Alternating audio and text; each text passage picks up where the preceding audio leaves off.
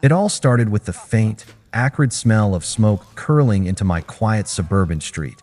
The kind of place where manicured lawns gleam under the sun and cookie-cutter houses stand like soldiers of perfection. I've lived here for a decade, and I'm no stranger to HOA drama. Living in this neighborhood means tiptoeing around Karen's wrath, whether it's a blade of grass an inch too long, a trash bin left out 5 minutes past pickup, or even the wrong shade of beige on my front door. But this time, Karen, with her bleach-blonde bob, razor-sharp red blazer, and that permanent scowl etched into her face like a badge of honor, took her reign of terror to a whole new level. Her latest target?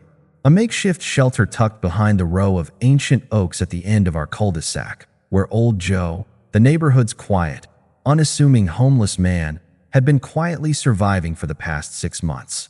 Welcome to HOA Karen Revenge. Make sure you like and subscribe for your top-notch HOA drama. Joe wasn't just any homeless guy.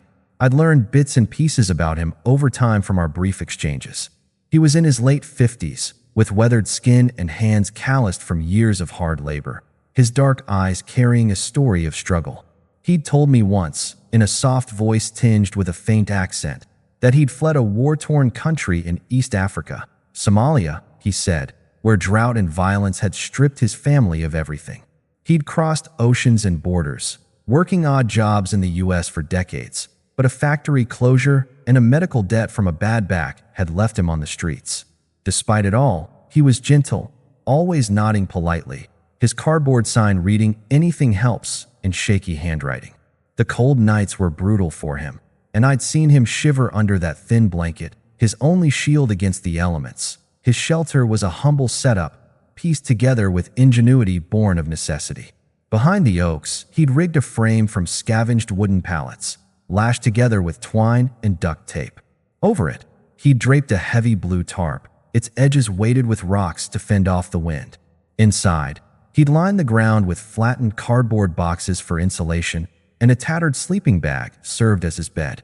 A small pile of belongings, a dented aluminum mug, a worn Bible, and a plastic bag with a spare shirt, sat in one corner. It wasn't much, but it was his sanctuary, a fragile haven in a world that had turned its back on him. The HOA, with Karen at the helm, had been griping about him for weeks. At every monthly meeting, she'd stand up, her voice slicing through the room like a chainsaw, shrieking, "He's lowering our property values. This is an upscale community, not a charity camp." I figured they'd eventually call the city or maybe set up some outreach program to help him find a bed. But Karen? Oh, she had other, far more sinister plans brewing in that twisted mind of hers. The turning point came on a crisp October evening, Tuesday, October 15th, at exactly 7:43 p.m. The clock on my dashboard had just ticked over as I hauled groceries from my car, 2 bags of apples, a gallon of milk, and a loaf of bread, when I caught sight of her. The sky was darkening, streetlights flickering on, casting long shadows across the lawn. There she was, red blazer flapping like a cape, a rusted gas can swinging in her right hand, marching with purpose toward Joe's little setup. My stomach lurched, a cold sweat breaking out on my neck. "Karen, what the hell are you doing?" I yelled, dropping the apple bag with a thud, fruit rolling across the pavement. She whipped around, her eyes narrowing into slits, her lips curling into a sneer. "This eyesore's gotta go," she snapped, her voice dripping with disdain as she tilted the can and sloshed fuel onto Joe's tarp, his cardboard walls, and the few belongings he'd managed to gather. Before I could close the distance, she struck a match with a flick of her wrist.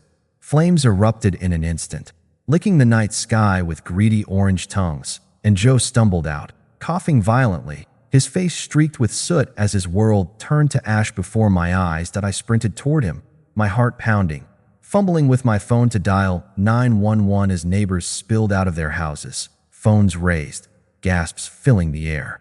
Karen stood there, hands on her hips, smirking like she'd just won a gold medal in the HOA Olympics. "HOA rules, people," she shouted, oblivious to the wail of sirens growing louder by the second. The fire department arrived in a blaze of red lights, hoses roaring to life as they doused the flames, but the damage was irreversible. Joe was safe, shaken, coughing, but alive, and I gave my trembling statement to the cops who swarmed the scene. Karen's smugness vanished like smoke when they slapped handcuffs on her wrists. Arson, they said. Public endangerment. For once, the HOA board sat in stunned silence, their usual chatter replaced by the weight of the moment. The fallout was a spectacle I'll never forget. News vans rolled up before dawn, their satellite dishes sprouting like mushrooms outside Karen's pristine colonial with its perfectly trimmed hedges. Cameras zoomed in on her mugshot, hair a tangled mess, mascara streaking down her cheeks like war paint. Her husband packed his bags and moved out within days, and the HOA stripped her of her presidency faster than you can say fine print. But karma wasn't finished with her yet. At her trial, held in a packed courtroom on December 3rd, Joe took the stand. His voice was steady despite the tremor in his hands, recounting the night his fragile life nearly ended because of her cruelty. The jury didn't hesitate, guilty on all counts.